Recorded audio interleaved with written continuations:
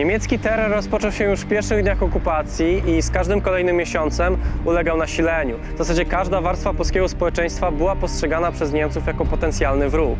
Ciosy sięgały wojskowych, naukowców, a od pewnego momentu również artystów. Dzisiaj opowiem Państwu o jednym z najbardziej tragicznych dni podczas krakowskiej okupacji. Dzisiaj opowiem Państwu o aresztowaniach w kawiarni plastyków.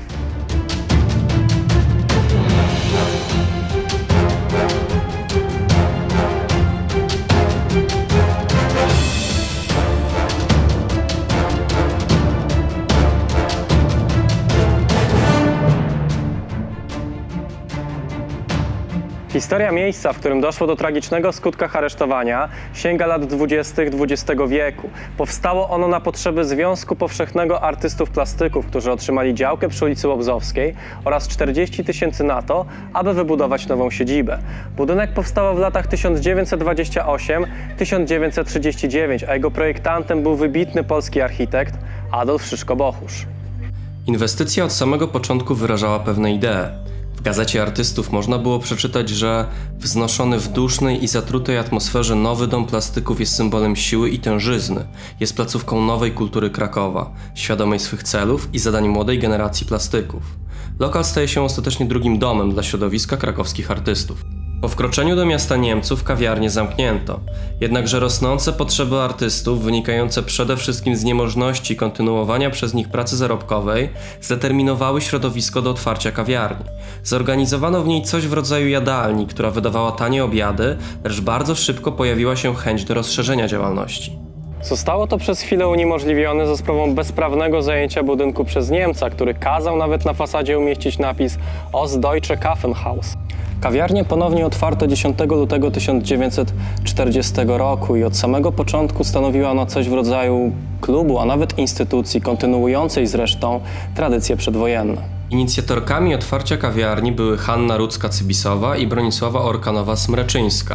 Kierownikiem kawiarni został rzeźbiarz Stefan Zbigniewicz, a personel lokalu stanowili w zasadzie tylko i wyłącznie artyści. Szatniarką była chociażby Maria Jerema. Niejeden mógł więc pochwalić się po wojnie, że palto i kapelusz podawała mu sama Jeremianka. Wielu innych wybitnych i znanych artystów przekwalifikowało się na potrzeby kawiarni. Artyści posiadający etat w kawiarni otrzymywali regularne wynagrodzenie. Posiadali również możliwość otrzymywania darmowych posiłków. Co istotne, kawiarnia prowadziła również działalność charytatywną, wspomagając tych artystów, którzy nie mieli żadnej możliwości do podjęcia pracy. Podczas okupacji kawiarnia zatrudniała około 200 pracowników, dając tym samym bezpieczeństwo niemałej liczbie osób. Podczas okupacji kawiarnia była miejscem tłumnie uczęszczanym. Wieczorami ciężko było tutaj znaleźć wolny stolik. Nic z tym dziwnego, jak już wcześniej wspomniałem, stanowiła ona coś w rodzaju azylu dla krakowskich artystów, pisarzy oraz naukowców. Dla niektórych osób wizyta w kawiarni była nieodłącznym elementem dnia codziennego. Witold Zechenter wspominał, nastrój w tej kawiarni był jedyny w swoim rodzaju. Zapominało się o morzu okropności, zbrodni, krwi, jakie nas otaczało, o katach w mundurach niemieckich, o łapankach, aresztowaniach, egzekucjach, o wysyłce do Oświęcimia.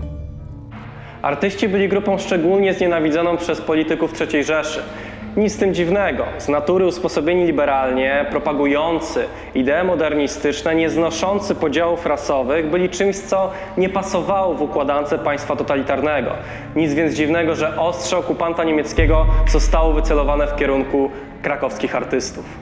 Do rozprawienia się z krakowskimi artystami Niemcy przygotowywali się od dłuższego czasu. Już 11 marca 1942 roku generalny gubernator Hans Frank podczas posiedzenia rządu generalnego gubernatorstwa stwierdził: Polacy ze swą romantyczną skłonnością do oporu są, jak tego dowodzi ich historia, doświadczonymi organizatorami działalności podziemnej. Wydaje mi się, że powinniśmy w ciągu najbliższych miesięcy dać sobie jako tako radę z tymi sprawami.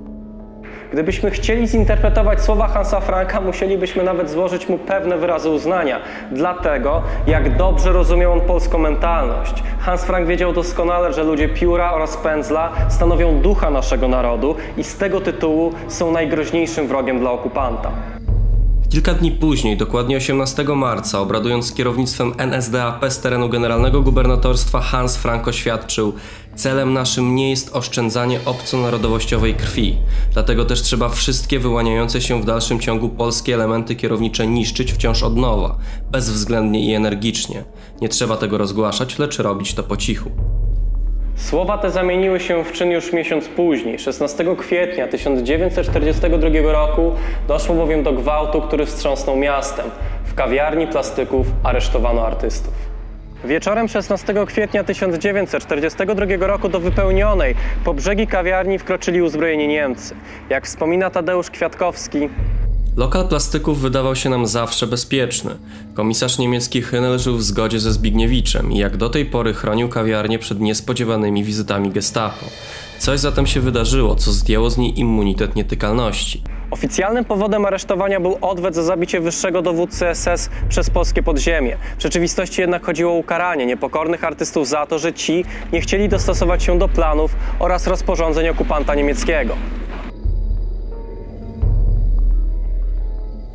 Niemcy wkroczyli do kawiarni jako uzbrojony oddział, który w każdej chwili mógł przeprowadzić masową egzekucję.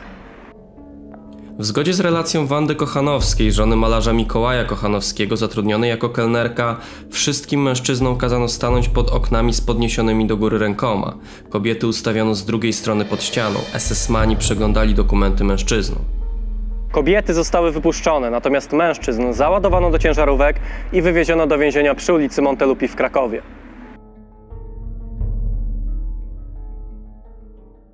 Tadeusz Kwiatkowski, który w wyniku spóźnienia nie przybył na spotkanie do kawiarni plastyków i tym samym uniknął aresztowania, z ukrycia przyglądał się całej scenie. Wspominał zresztą, że gestapowcy ryczą jak rozbestwione zwierzęta, jakby mieli do czynienia z bandą groźnych bandytów. Choć nikt z aresztowanych nie stawia im oporu, ani nie zamierza uciec. To nie pomyłka, ani zwyczajna łapanka uliczna. To zorganizowany z góry obmyślony nalot na kawiarnię, aresztowanie starych bywalców i wyniszczenie ostatniego publicznego skupiska inteligencji twórczej. po dramatycznych aresztowaniach lokal funkcjonował jeszcze przez kilka miesięcy. Artyści jednak wcale go nie odwiedzali w obawie o kolejne aresztowania. Ostatecznie kawiarnię zamknięto 15 października 1942 roku. Warto podkreślić, że 16 kwietnia aresztowano nie tylko artystów. Wydarzenia w kawiarni były początkiem nocnej obławy, w czasie której w rejonie ulic Długiej, Lubelskiej, Wrocławskiej, Krowoderskiej, Śląskiej i Kolberga zatrzymano kilkaset osób, głównie oficerów rezerwy Wojska Polskiego. Zatrzymanych w kawiarni plastyków i podczas obławy umieszczono w więzieniu przy ulicy Montelupich. Do grupy aresztowanych w kawiarni dołączyło jeszcze kilku artystów plastyków ujętych w prywatnych mieszkaniach. Los uwięzionych kolegów podzielił kierownik kawiarni Stefan Zbigniewicz. Został uwięziony 3 dni po aresztowaniach. Zbigniewicz sądził, że dzięki kontaktom z niemiecką administracją uda mu się uratować kolegów, dlatego mimo ostrzeżeń nie wyjechał z miasta. Po tygodniu spędzonym przy ulicy Montelupi w Krakowie więźniów wywieziono do KL Auschwitz dnia 24 i 25 kwietnia 1942 roku. Większość z nich osadzono w tzw.